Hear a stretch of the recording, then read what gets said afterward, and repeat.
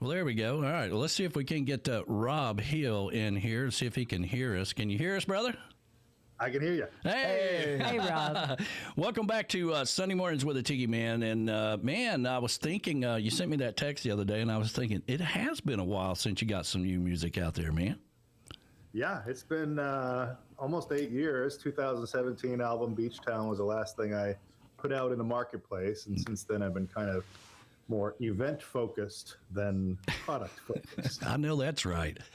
You know, we all have been event-focused. I mean, there's, this whole thing with what we do down in Key West, man, it's a year-long worth of planning. And I know all these events are the same way. You know, I work with, we just finished our 10th year at Panama City Rendezvous, and those guys are just constantly working around the clock. It takes a lot to go into all these events. It sure does. It's that's certainly something I learned, is that your first day of working on next year's festival probably comes before this year's festival, but if not before, right up at it. Yeah, absolutely, man. Well, that's cool, man. I was so good and what a great tune this is. And I've got the video. We're going to play the video as well. And I was pretty impressed with whoever put the video together for you. I mean, it's perfect. Yeah, a guy named Connor Rubin of Mirror Room Media. Mm-hmm. Apparently, a Jimi Hendrix reference that was lost on me. Although he's a young guy, apparently, there's a biography of Jimi Hendrix called The Mirror Room, or something to that effect, and so he named his company after that biography in tribute to Jimi Hendrix. But yeah, we had an amazing crew. It's like there were times when my actress was walking down the beach surrounded by photographers, gaffers, and they're just an entourage that's off the screen when those shots are being taken. So it was a welcome change from my history of music video making, where I'm mostly doing it on my own iPhone primarily, or doing some low budget 1 or 2 man crew in Mexico. Yeah. So we've gone from low to no budget to professional operation for this one. Yeah, no, it came together really well, which is, I see a lot of videos come through here, and, just the art of matching up the voice or the lips with the music, is an art in itself, and it's perfect, so... Yeah. Well, give us the back story behind this right quick. Is this beach in the video? Is that the beach that's inspired by the song? The song was probably the song was inspired by my own backyard, which is heck, I can probably show it to you a little bit here. Just rub it in. Oh, yeah, beautiful. Look at that. That's nice. Here, let me pop it up on the screen here so everybody can see it really good. That's beautiful. Oh, yeah. And where is this at? This is Union, Washington, on the wrongly named Hood Canal. Oh. Wrongly named because a canal, if you remember from your, I don't know if that would be history or geography or English, a canal is a man-made waterway. The Hood Canal is not a man-made waterway, but Captain Hood, or whoever it was that discovered it, thought it would be good to call it a canal, even though it wasn't a canal. It's actually a fjord. A lot of us don't even know what a fjord is. I didn't know what a fjord is. But it's the only one in the mainland United States. Most of them are in Canada, Alaska, Sweden, Norway. That's where fjords are, where it's a narrow body of water separated on both sides by high ground. Okay. So we have the only fjord in the United States. And so this was the place where the literal inspiration came for the song, because we live kind of on a sandbar and an estuary at the bend of the Hood Canal. And so when the tide's low, it's like way low. It's hundreds of yards out. And when it's high, it's in our yard. And so I always thought of myself as a high tide guy growing up on Long Island and going to school a little bit in Southern California. I was a white sandy beach ocean kind of guy. Yeah. And so I thought low tide, that's the time when you don't go to the beach, right? Nope, it's really here anyway. It's a time where you can sometimes look out the window and see 16 eagles in your field of vision, where the snow-capped mountains are out, where there's many species of land and sea animals, occasionally an orca, just driving by. And so I came up with a whole new appreciation for low tide, literally, but more metaphorically. It's kind of the inspiration is kind of the idea that that it's during the low times in life that we find out what we're made of, that we learn about our strength, our faith, our perseverance, our character, basically. And the hook line in the song is about writing your name in the sand. And so I think that it's at low tide. It's the low times in your life when you write the story of your life, because that's where you find out who you are. That's perfect. That's beautiful, man. Oh, thank you. Well, it's a long time coming. It was inspired originally by a pastor who said it in a different way. He would talk about how we learn things and we accomplish things during the challenging times, and that the greatest opportunities in our lives come to us looking like these massive problems. Yeah. And he says, if you can fill in the blank in the sentence, "It took courage for me to blank," that is the story of your life. And so it's kind of the same concept here, is like you never want to ask for them, but those challenging times and those obstacles and those things that look like giant problems are often the biggest blessings and the biggest opportunities of our lives.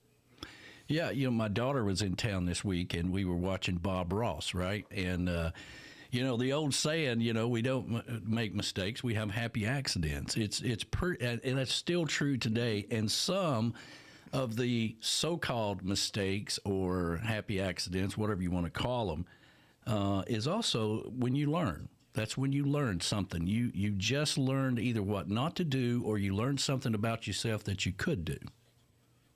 Yeah, I mean, if you think about it, whether you're selecting a friend or somebody you admire, or whether you're hiring an employee, what you want is the person who, when faced with adversity, comes through. And so certainly that's a quality that's admirable in others, and something that we should build and seek out in ourselves. Yeah, absolutely.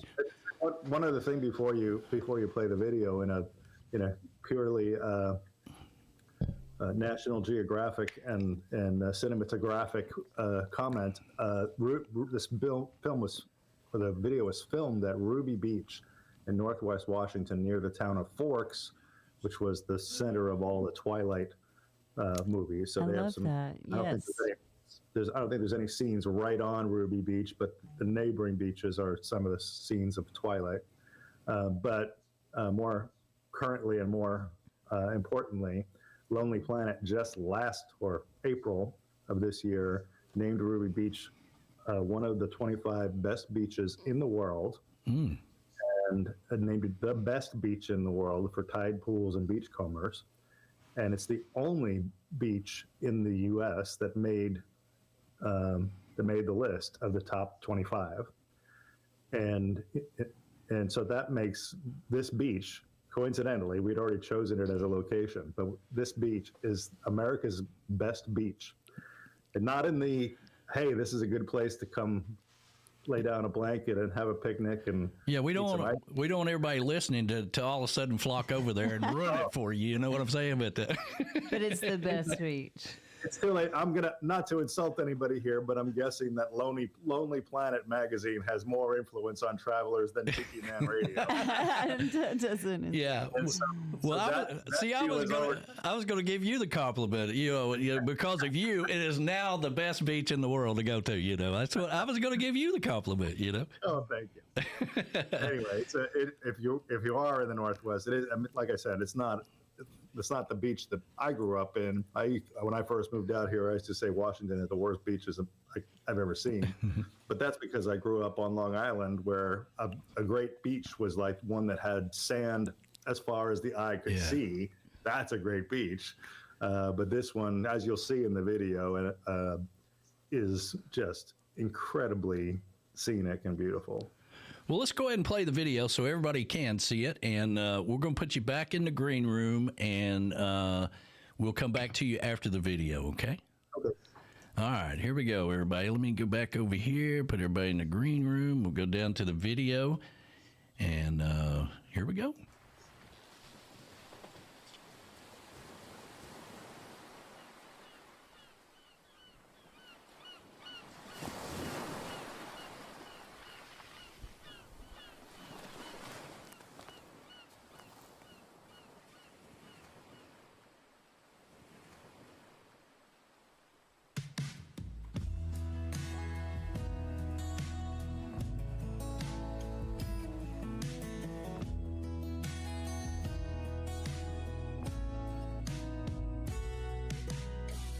New moon coming up, I can feel it in my blood, pulling me the way it does the water line.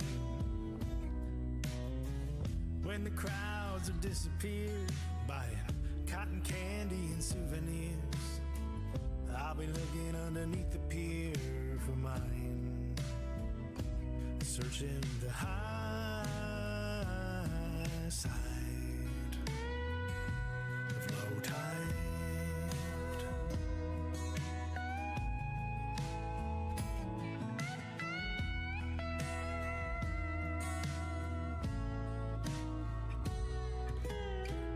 Gonna find what I'm looking for when the waves give up the shore and leave the treasures of the ocean floor alone.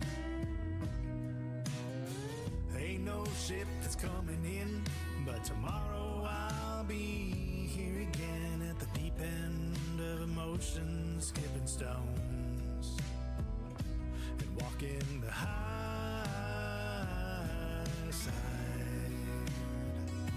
of low tide.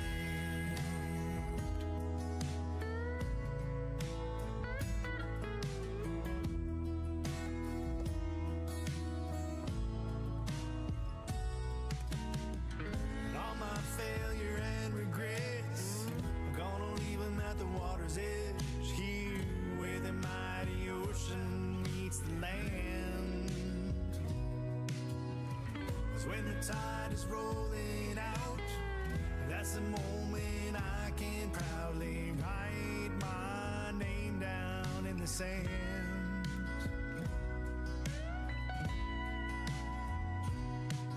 And it's good to be alive when you're living on the high side. Gonna find what I'm looking for when the waves give up the shore, and all the treasures of the ocean floor are mine. Here on the high side,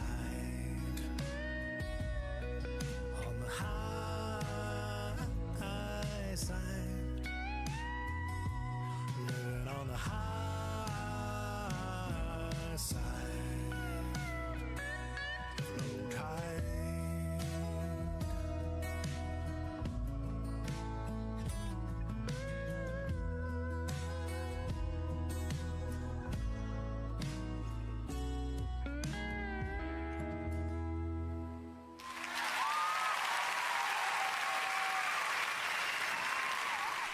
And the crowd goes wild. And let's see here. Let me get back over here. That was a great video.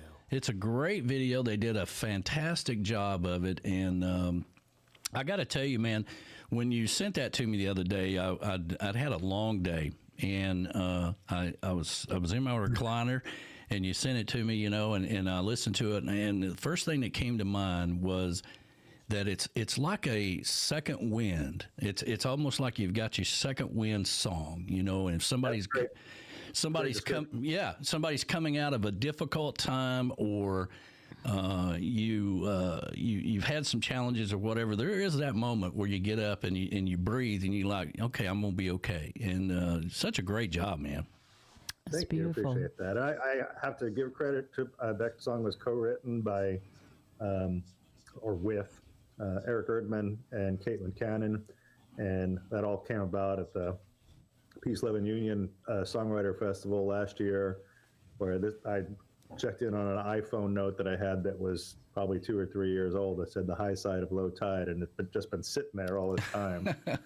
Of course, Eric Erdman is a songwriting machine, and so not only what the two of them contributed to the song, but also what they brought out of me, because for whatever reason I was, stagnating on the idea rather than advancing it, and so it was a good experience co-writing, and also very fortunate to have Brandon Bush of Sugarland and worked with musically worked with John Mayer and Megan Maroney, among others, and Train producing the record. So it's great to have not only his talent but also his resources of great musicians, and so I think they did a really good job too. We got to spend some time with Eric down in Panama City this year. It was the first time he played there, and we were interviewing him, and we were talking about the fact that they are singer-songwriters, and then they are songwriter-singers. And Eric is definitely the songwriter and performer, right? And he's such a talent, but that's his real passion. Aaron Scherz is kind of the same way. But we had such a good time talking to him about it, and such a deep lyric writer. Yeah, he's among the best. His song, of course, you probably know his song 12 Notes and 26 Letters is maybe the best song about songwriting that's ever been written. It's just brilliant. Yeah, absolutely. And, of course, we just got back from Costa Rica, and we were down there, and the beaches in Costa Rica are kind of like ash, right?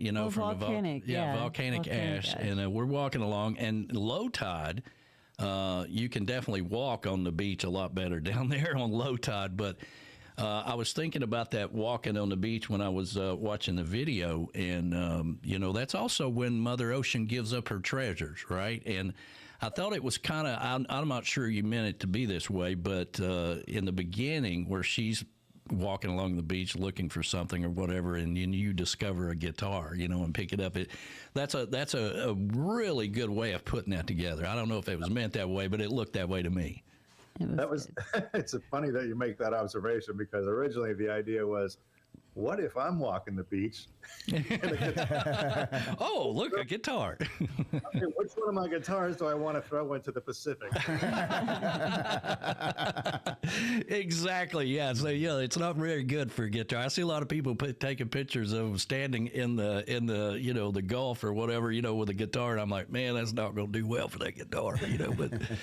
Anyway, but it was put together great, man, and it's such again, I think it's more of a, that kind of song reaches people, when they need to hear something at a moment in their time, and that's something that's long lasting, and you did such a great job with it.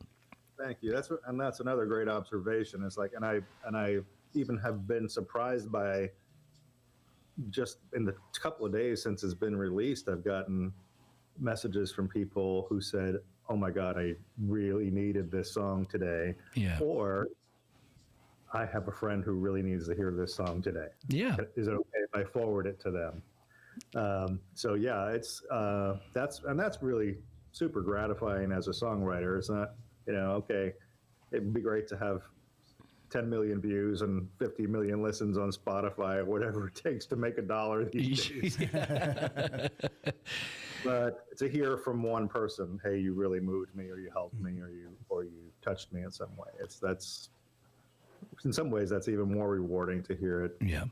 Well, it's the song that gives back to you, because it inspires you. Like, well, first of all, I can really do this, and I'm good at it. Number two, it inspires you to do more. So it's the song. A good song will give back to the songwriter in ways that we won't even understand. Oh, you are a man of much wisdom. Well, I wouldn't go that far, Grasshopper.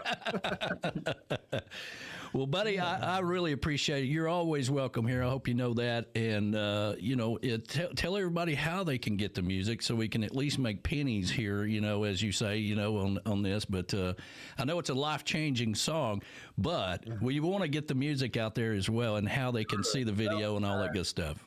They can look for me, Rob Hill, on Spotify Music, or they can look for me at Rob Hill on Apple Music, or they can look for me Exit 104 Media on YouTube, and that they can also search on the name of the song, High Side of Low Tide. And they can go to my Facebook Rob Hill Music page, which would enable them to find links to find all those other things if they can't find them that way. Yeah. Well, Rob Hill, really appreciate you joining us this morning, man. And I'll take this video and I'll cut it out separate, and it'll be on YouTube as well. That way, if you want to share it with anybody, you can do whatever you want to with it, okay? Thank you. Thank you, guys. Yeah. Thanks. Rob Hill's joining us, and thank you so much, man. Great job. It's such a great tune, and I hope you enjoyed that. And I really do believe that is kind of, a second chance song. That's for somebody that's been through some changes in their life, and you come out of it with a second wind, and you're ready to rock and roll.